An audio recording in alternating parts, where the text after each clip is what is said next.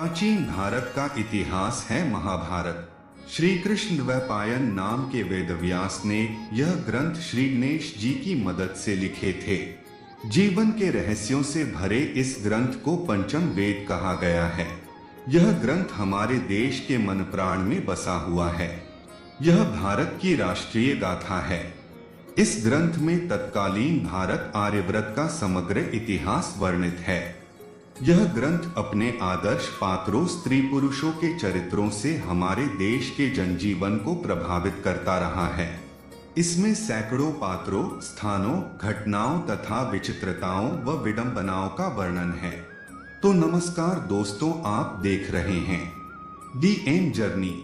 Channel पर पहली बार आए हैं तो चैनल को सब्सक्राइब करें और बेल आइकन दबाना बिल्कुल न भूलें।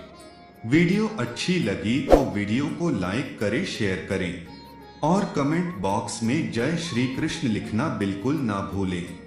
महाभारत में कई घटना, संबंध और ज्ञान विज्ञान के रहस्य छिपे हुए हैं। महाभारत का हर पात्र जीवंत है, चाहे वह कौरव, पांडव, कर्ण और कृष्ण हो या धृष्टद्युम्न, शल्य, शिखंडी और कृपाचार्य हो। महाभारत सिर्फ योद्धाओं की गाथाओं तक सीमित नहीं है। महाभारत से जुड़े शाप, वचन और आशीर्वाद में भी रहस्य छिपे हैं। 28वें वेदव्यास ने लिखी महाभारत। ज्यादातर लोग यह जानते हैं कि महाभारत को वेदव्यास ने लिखा है, लेकिन यह अधूरा सच है। वेदव्यास कोई नाम नहीं बल्कि एक उपाधि थी जो वेदों का ज्ञान रखने वाले लोगों को दी जाती थी। कृष्ण द्वैपायन से पहले 27 वेदव्यास हो चुके थे, जबकि वे खुद 28वें वेदव्यास थे। उनका नाम कृष्ण द्वैपायन इसलिए रखा गया क्योंकि उनका रंग सांवला था और वे एक द्वीप पर जन्मे थे। 3 चरणों में लिखी गई थी महाभारत। वेदव्यास की महाभारत को बेशक मौलिक माना जाता है, लेकिन वह 3 चरणों में लिखी गई थी। पहले चरण में 8800 श्लोक, दूसरे चरण में 24,000 और तीसरे चरण में 1,00,000 श्लोक लिखे गए। वेदव्यास की महाभारत के अलावा Bhandarkar oriental research institute, Pune की संस्कृत महाभारत सबसे प्रामाणिक मानी जाती है। अंग्रेजी में संपूर्ण महाभारत 2 बार अनुदित की गई थी। पहला अनुवाद 1883 से 1896 के बीच किसारी मोहन गांगुली ने किया था और दूसरा मनमंथनाथ दत्त ने 1895 से 1905 के बीच किए थे। 100 साल बाद डॉक्टर देबरॉय तीसरी बार संपूर्ण महाभारत का अंग्रेजी में अनुवाद कर रहे हैं। दोस्तों, महाभारत में 18 संख्या का बड़ा ही अनोखा महत्व है। तो चलिए जानते हैं कि ऐसे कौन कौन से रहस्य महाभारत में छुपे हुए हैं, जो महाभारत युद्ध और उससे जुड़े 18 रहस्यों का एक अद्भुत आलेख हैं।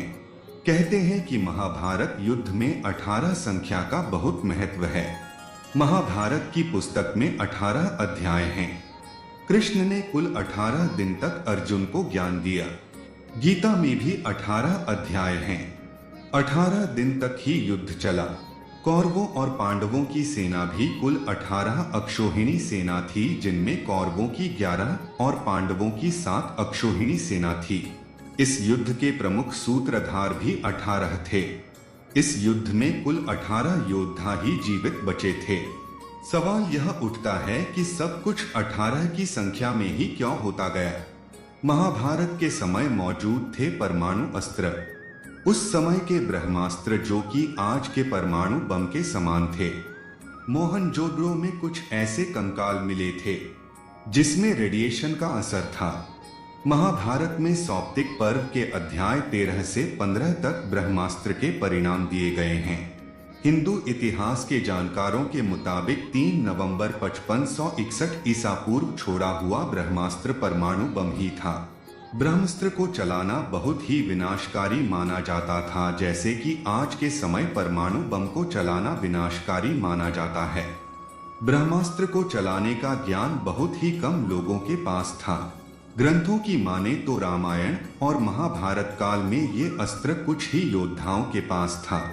जैसे रामायण काल में भगवान राम के अलावा इसे सिर्फ विभीषण और लक्ष्मण ही प्रयोग करना जानते थे, वहीं महाभारत काल में यह द्रोणाचार्य, अश्वत्थामा, भगवान श्री कृष्ण, कुबलाश, युधिष्ठिर, कर्ण, प्रद्युम्न और अर्जुन ही इसे चलाने का ज्ञान रखते थे। महाभारत काल में राशियां नहीं थीं ज्योतिष का आधार। महाभारत के दौर में राशियां नहीं हुआ करती थीं। ज्योतिष 27 नक्षत्रों पर आधारित था, न कि 12 राशियों पर।